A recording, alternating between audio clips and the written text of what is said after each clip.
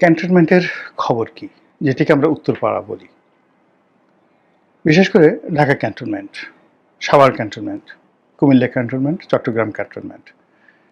এগুলোতে কি হচ্ছে? সেনাবাহিনীর মধ্যে কি ঘটছে? এবং সেনাবাহিনীর মধ্যে যে বিরোধ, সেটি নিয়ে দেশের বাইরে থেকে ইউটিউবাররা, ফেসবুকাররা বা সামাজিক মাধ্যমে যাদের গত ১ বছর ধরে যথেষ্ট প্রভাব রয়েছে এবং এই সামাজিক মাধ্যম ব্যবহার করে অনেকে রীতিমতো কোনো একটি রাষ্ট্রের স্রষ্টা, কোনো একটি দেশের প্রধানমন্ত্রী কিংবা কিং মেকার হিসেবে ইতিমধ্যে যারা নিজেদেরকে মনে করেন এবং তাদের যারা লক্ষ লক্ষ ভক্ত অনুরাগী রয়েছেন, তারাও তাদেরকে ঠিক ওইভাবেই মনে করেন যে তারা অসাধ্য সাধন করতে পারেন।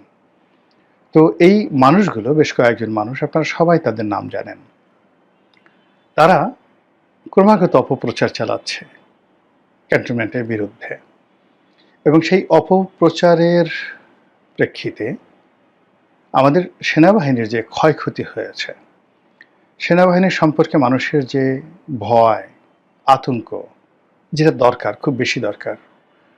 তারপরে সেনাবাহিনী আপনার আমার দুলাভাই হবে না, তারা আপনার আমার ভগ্নিপতি হবে না, তারা আপনাকে সকাল বিকাল পোলাও কুরমা খাওয়াবে না।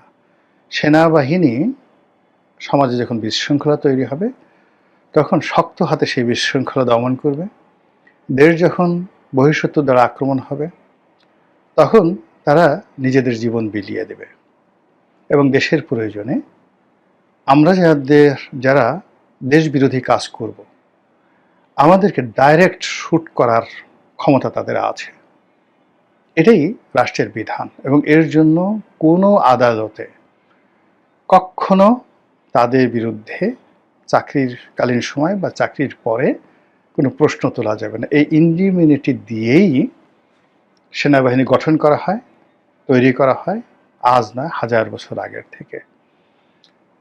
তাদের ভুল হয়, ভ্রান্তি হয়, কিন্তু সেগুলো শাসন করার জন্য, সেগুলো নিয়ন্ত্রণ করার জন্য, সেগুলোর বিচার করার জন্য আলাদা আইন আছে, আলাদা কোর্ট আছে, কাছারি আছে ক্যান্টনমেন্টের ভিতরে।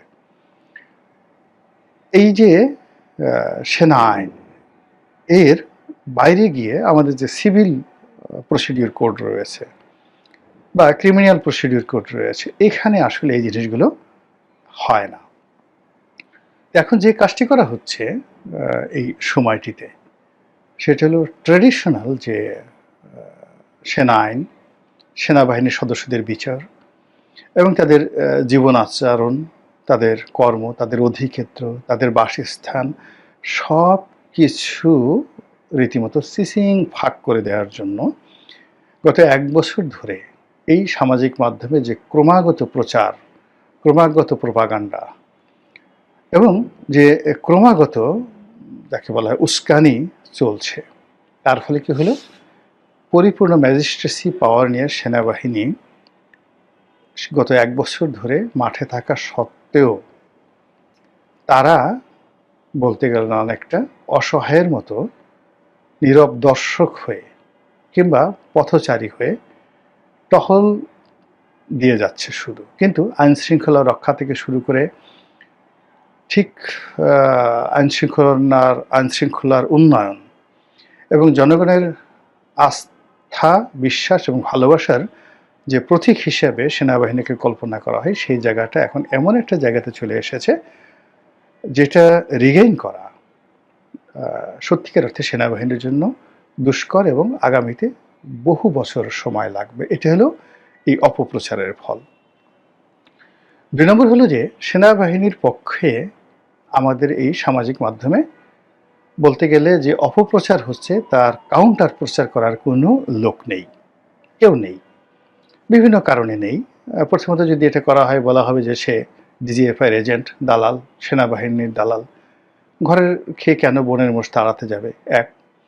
২ নম্বর হলো যে সেনাবাহিনীর যে গোয়েন্দা সংস্থাগুলো আছে, তারা সাধারণত এই ধরনের কাজে অভ্যস্ত নয়।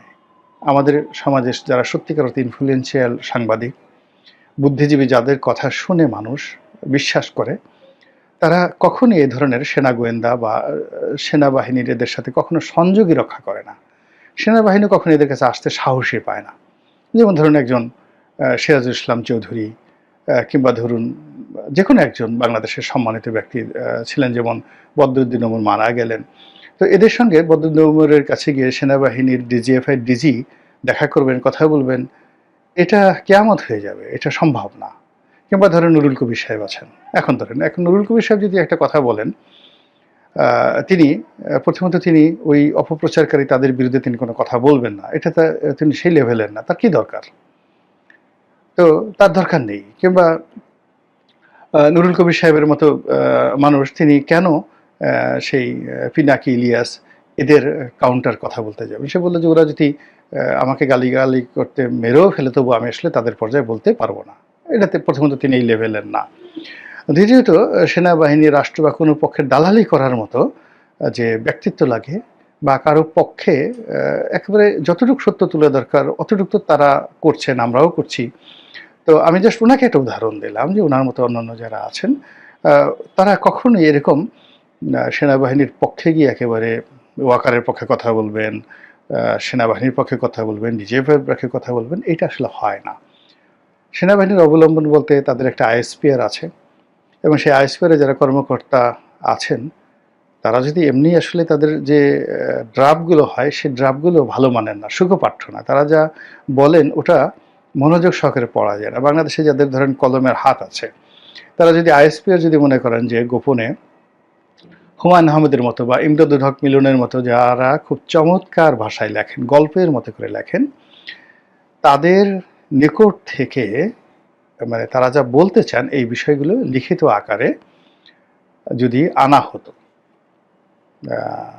এবং সেইগুলো যদি আইএসপিআর মানে সেই প্রথম পাতায়, প্রথম আলোর প্রথম পাতায়, বাংলাদেশ প্রতিদিনের প্রথম পাতায় এইভাবে তারা প্রকাশের ব্যবস্থা করতে মানুষ কিন্তু পড়তো। কিন্তু আইএসপিআর যেভাবে মানে সংবাদ বিজ্ঞপ্তি দেয় ওটা আসলে কেউ পড়ে না। ফলে কি হলো, ওখানে যে সকল কাউন্টার জবাব আসে, যা কিছু আসে, এটা জনগণের কোনো দৃষ্টি আকর্ষণ করে না, কেউ পড়েও দেখে না। ফলে কি হলো, এই যে গত 1 বছর কিংবা অতীতে এই সেনাবাহিনীর বিরুদ্ধে যে সকল প্রচার চলেছে, প্রোপাগান্ডা চলেছে, সেই প্রচার এবং প্রোপাগান্ডা এমন একটা জটিল অবস্থা তৈরি করে ফেলেছে।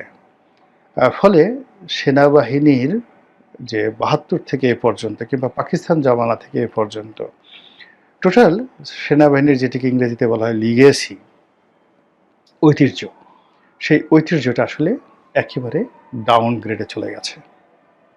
এটা হলো বাস্তবতা। ২ নম্বর হলো যে সেনাবাহিনীর অনেক মেশিনারিজ আছে। প্রথমে যখন এই সমস্যাগুলো তৈরি হলো, সেনাপ্রধানকে নিয়ে, সেনাবাহিনীর ঊর্ধ্বতন কর্মকর্তাদেরকে নিয়ে যখন অকথ্য ভাষায় গালাগাল দেওয়া হলো, খুব মানে গালাগাল দেওয়া হলো, তারা যদি সেই রাজনৈতিক ব্যক্তিদের মতো কৌশলী হতেন, তারপরে ব্যবস্থা নিতেন, এই রাষ্ট্রের হাতে অনেক শক্তি, মানে টু শব্দ করার একেবারে সময় ছিল না। আপনাকে একটা জাস্ট, আমি সাধারণত স্ল্যাং ল্যাঙ্গুয়েজ কখনো ব্যবহার করি না, কিন্তু একটা উদাহরণ দিলে বুঝতে পারবেন। যেহেতু আমরা গার্মেন্টস ব্যবসা করি, একটা বায়ার্স মিটিংয়ে মানে এক বড় গার্মেন্টস মালিকের ব্যক্তিগত অভিজ্ঞতা। তো গার্মেন্টস মালিকের সঙ্গে বায়ারের কথাবার্তা হচ্ছে, তো গার্মেন্টস মালিক খুব শাউট করছে, শাউট করছে এবং খুব কৌশল করছে। আর বায়ার, আমেরিকান বায়ার, মানে ইহুদি। তুমি একটা সময় বলুন যে দেখো, উই আর আমেরিকান জিউস, আমরা আমেরিকান ইহুদি, আমরা তোমাদের বাঙালিদের মতো রক্ত গরম করি না, রক্ত গরম করি না। তোমরা তো ঘুষি দিয়ে জাস্ট রক্ত বের করে ফেলো, নাক ফাটিয়ে ফেলো, সঙ্গে সঙ্গে ক্রিমিনাল কেসে পড়ে যাও। আর আমরা ওটা করি না, আমরা তোমার যে বল, যে বিসি আছে, ওই বিসি চেপে ধরি। ফলে হাত উঁচু করে সারেন্ডার করার জন্য তোমরা মানে মানে প্রস্তুত হয়ে যাও, বা মানে আমি যখনই তোমার বিসি চেপে ধরি সঙ্গে সঙ্গে তুমি সারেন্ডার করার জন্য হাত উঁচু করে ফেলো। তোমাকে কি করে শাসন করতে হয় আমি সেটা জানি। এই বাঙালিদেরকে কিভাবে শাসন করতে হয় সেটা আমেরিকান জিউস আমরা জানি। তোমার সমস্ত অর্ডারগুলো আমি এখন ক্যান্সেল করে দিলাম। তো এরকম।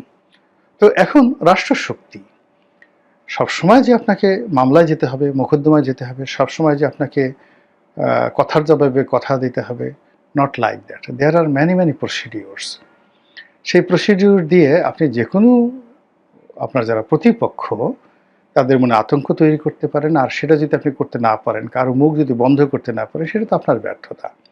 তো সেই ব্যর্থতাটা সেনাবাহিনীর ঊর্ধ্বতন কর্তৃপক্ষ, তাদের বিভিন্ন ডিপার্টমেন্ট এবং as a whole the cantonment, তারা গত 1 বছর যাবৎ মানে পাহাড়ের মতো তারা ধৈর্য দেখানোর চেষ্টা করেছে। ঠিক আছে, যখন জনতা মাস পিউপিল তাদের সাথে ধৈর্য দেখায় সেটা ঠিক আছে, কিন্তু যখন পার্সেন্ট টু পার্সেন্ট, যখন কোনো একটা পার্সন ডিফেম করে বসে 2 লক্ষ বা 2.5 লক্ষ সদস্যের একটা বাহিনীকে, একজন সিঙ্গেল পার্সন, যখন সে 2 কোটি মানুষকে কনভিন্স করে ফেলছে একটা বক্তব্য দিয়ে, আর তখন বসে বসে তার আঙ্গুল চুষছে আর লেমন চুষ খাচ্ছে আর বলছে ইন্না লিল্লাহ ইন্না লিল্লাহ লা ইলাহা ইল্লা আনতা সুবহানাকা ইন্নী কুনতু মিনাজ জালিমিন, কিংবা মনে মনে বলছে যে ওরা আমার সন্তানের মতো, ওরা আমার ভাইয়ের মতো, ওরা আমার পিতার মতো, তিনি আমার পিতার মতো, তিনি আমার বড় ভাইয়ের মতো, আমি বেয়াদবি করি কি করে, ভবিষ্যতে শিখবে, আল্লাহ তাকে হেদায়েত দান করুক।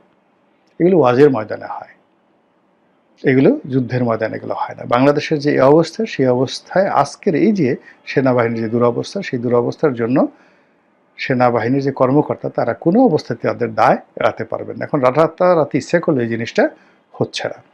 ফলে কি হচ্ছে, সাধারণ মানুষের মধ্যে অস্থিরতা তৈরি হচ্ছে, আতঙ্ক তৈরি হচ্ছে, ব্যবসা বাণিজ্যে কেউ সিদ্ধান্ত নিতে পারছে না, সব জায়গাতে একটা ঢিলাঢালা অবস্থা।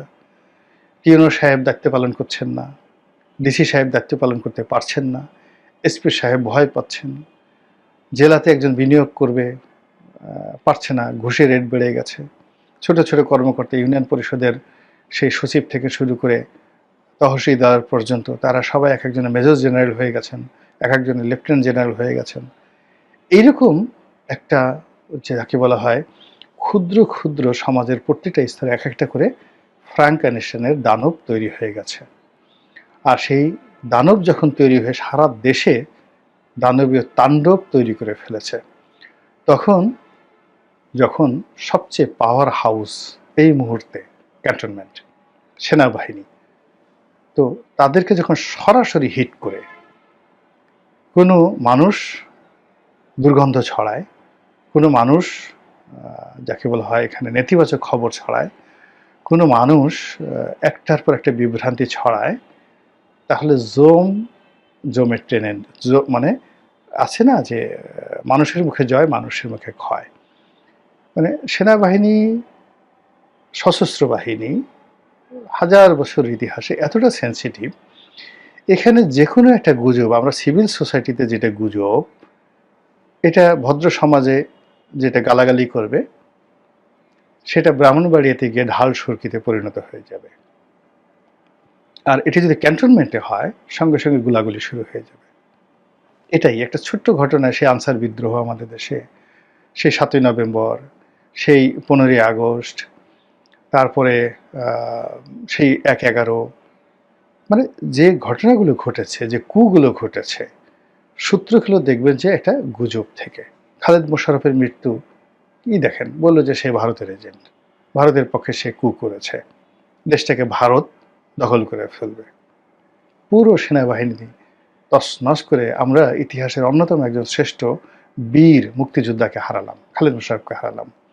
হি ওয়াজ এ কোয়াইট জেন্টলম্যান, হি ওয়াজ এ কোয়াইট জেন্টলম্যান।